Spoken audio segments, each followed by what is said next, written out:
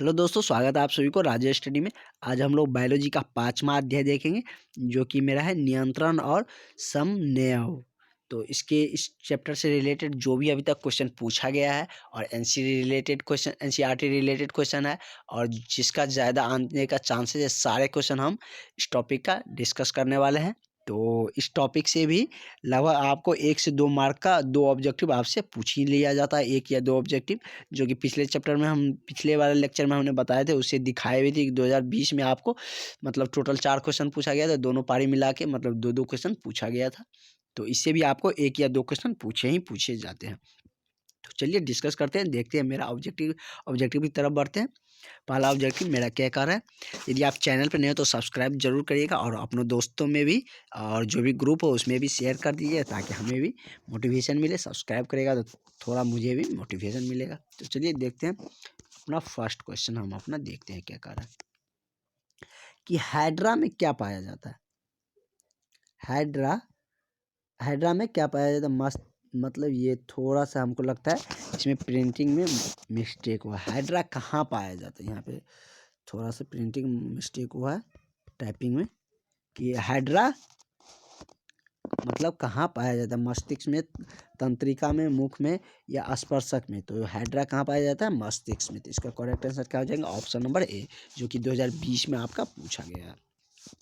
Next देखते हैं कि हमारे शरीर में विभिन्न जैविक कार्यों का नियंत्रण होता है। थोड़ा टाइपिंग में हो जाता है, क्योंकि टाइपिंग स्पीड में करना पड़ता है, तो थोड़ा सा टाइपिंग में मिस्टेक हो जाते हैं। हमारे शरीर में विभिन्न जैविक कार्यों का नियंत्रण होता है, तंत्रिका द्वारा या रसायनों द्वारा।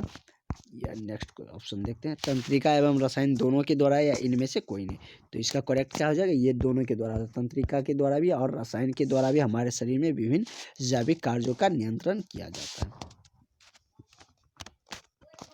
नेक्स्ट क्वेश्चन देखते हैं, कौन अंतःस्रावी और बाह्य ग्रंथि जैसा कार्य नहीं करता है। ऑप्शन नंबर ए देखते हैं, अग्नाशय, दूसरा है पीयूष ग्रंथि, तीसरा है अंडाशय और चौथा है क्या, वृषण। तो इसका जो करेक्ट आंसर क्या हो जाएंगे, अंडाशय। मतलब अंतःस्रावी और बाह्य ग्रंथि जैसा कार्य नहीं होता, किसके द्वारा, अंडाशय के द्वारा, जो कि 2019 में आपसे पूछे भी गए हैं। नेक्स्ट देखते हैं कि हार्मोन स्रावित होता है अंतःस्रावी ग्रंथ से या बाह्यस्रावी ग्रंथ से या नलिका ग्रंथ से या इनमें से कोई नहीं। थोड़ा बायोलॉजी का उच्चारण करने में थोड़ा सा तो होता ही, डिफिकल्टी होते रहते, क्योंकि इंग्लिश में थोड़ा सा इजी रहता है, लेकिन हिंदी में उच्चारण करने में थोड़ा सा हिचकिचाहट थोड़ा सा उसमें होते रहते हैं, मतलब तो उसके लिए सॉरी चाहते हैं। तो नेक्स्ट देखते हैं क्या कर रहा है कि हार्मोन स्रावित होता है अंतःस्रावित ग्रंथि से या वही स्रावित ग्रंथि से या नलिका ग्रंथि से या इनमें से कोई नहीं। तो इसका जो करेक्ट आंसर हो जाएंगे वो क्या हो जाएगा, ऑप्शन नंबर ए, किसके द्वारा आता है, अंतःस्रावित ग्रंथि से। नेक्स्ट देखते हैं, गैस के रूप में पाए जाने वाला हार्मोन क्या होता है। साइटोकानिन का काइनिन या एथिलीन या एब्सिसिक एसिड या इनमें से कोई नहीं। तो गैसों के रूप में जो पाए जाने वाले हार्मोन होते हैं वो क्या होते हैं, वो एथिलीन होते हैं। क्या होते हैं, एथिलीन। एथिलीन का फॉर्मूला क्या होता है, C2H2। इसी को हम क्या बोलते हैं, एथिलीन बोलते हैं। नेक्स्ट देखते हैं क्वेश्चन नंबर 6, इनमें से कौन फल पकाने के लिए प्रयुक्त होते हैं। ऑक्सीजन या जिबरेलिन्स या एथिलीन या साइटोकाइनिन। तो फल पकाने के लिए जो यूज किया जाता है किसका, एथिलीन का ही यूज किए जाते हैं फल पकाने में भी। नेक्स्ट देखते हैं कि पादपों में पाए जाने वाला वृद्धि हार्मोन निम्न में से कौन सा है। जिबरेलिन या एड्रेनलिन या इंसुलिन या थायरॉक्सिन। तो इसका जो करेक्ट हो जाएंगे आंसर ये क्या है कि जिबरेलिन के द्वारा पादपों में जो पाए जाने वाले वृद्धा हार्मोन होता है वो क्या होते हैं, कि जिबरेलिन होते हैं।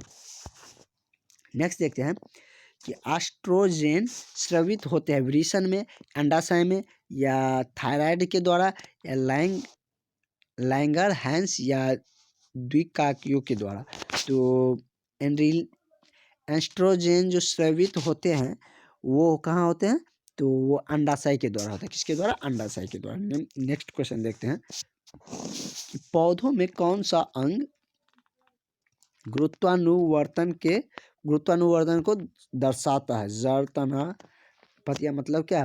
गुरुत्वाकर्षण का मतलब गुरुत्वानुकर्षण मतलब उसका गुण को दर्शाता, मतलब झुका हुआ। तो कौन सा ऐसा पौधा का भाग होगा जो झुका हुआ प्रतीत होता है, मतलब गुरुत्वाकर्षण बल को दिखाता है? जड़ या गुरुत्वानुवर्तन होते हैं जड़ में या तना में या पत्तियों में या फूल में? तो वो किस में होता है? जड़ में होता है। जो कि नेक्स्ट क्वेश्चन देखते हैं कि पौधे में कौन सा भाग गुरुत्वाकर्षण के विपरीत वृद्धि करता है? जड़, तना, पत्तियां, फूल। तो आप देख सकते हैं कि मतलब जड़ तो अंदर में ही होते हैं, पत्तियां तो फैलते रहते हैं, मतलब थोड़ा सा झुकाव हो जाता है, लेकिन तना का थोड़ा सा झुकाव हो जाता है, लेकिन पत्तियां क्या है? गुरुत्वाकर्षण के विपरीत ही होते हैं।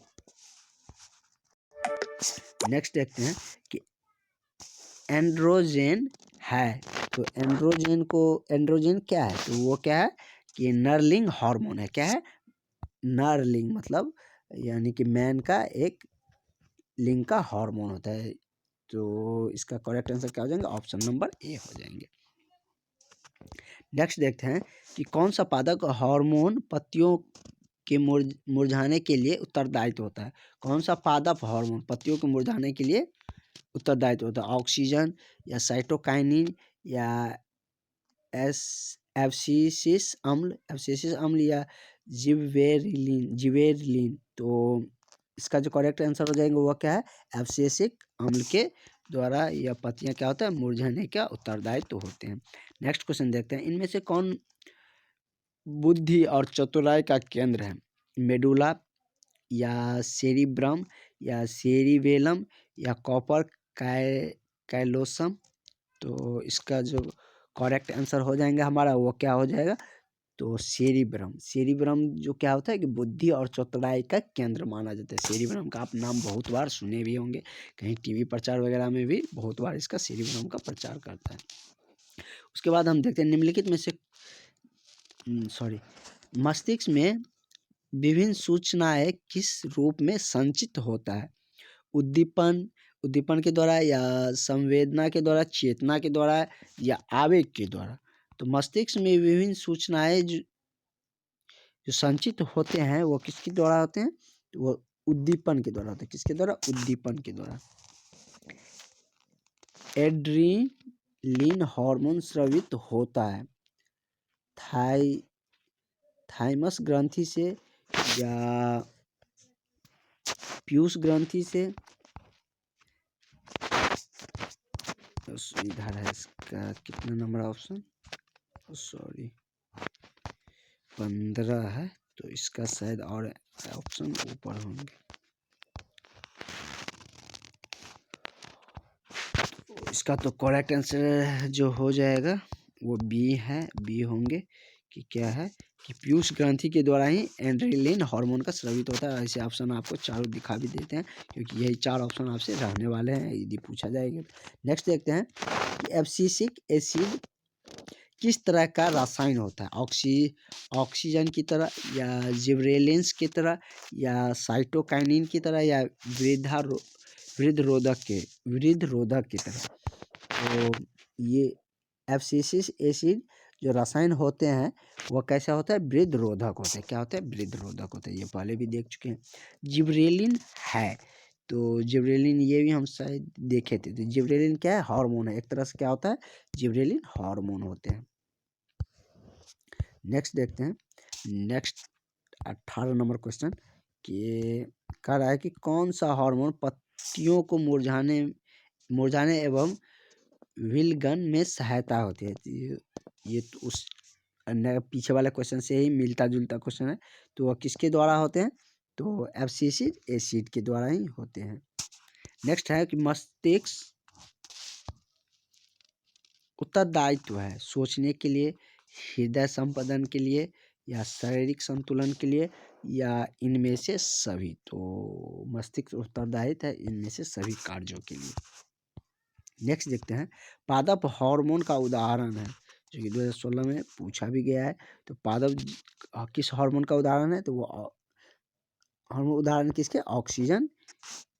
ऑक्सीजन के लिए यह उसका मतलब यह पादप हार्मोन में क्या होता है? ऑक्सीजन का ही उदाहरण होता है। नेक्स्ट देखते हैं, ऑक्सीजन है क्या?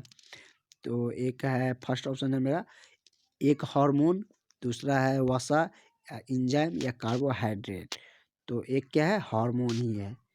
तो ऑक्सीजन एक तरह से क्या है? हार्मोन ही, ऑक्सीन है, सॉरी ऑक्सीजन है। ऑक्सीन क्या है? एक तरह से हार्मोन है।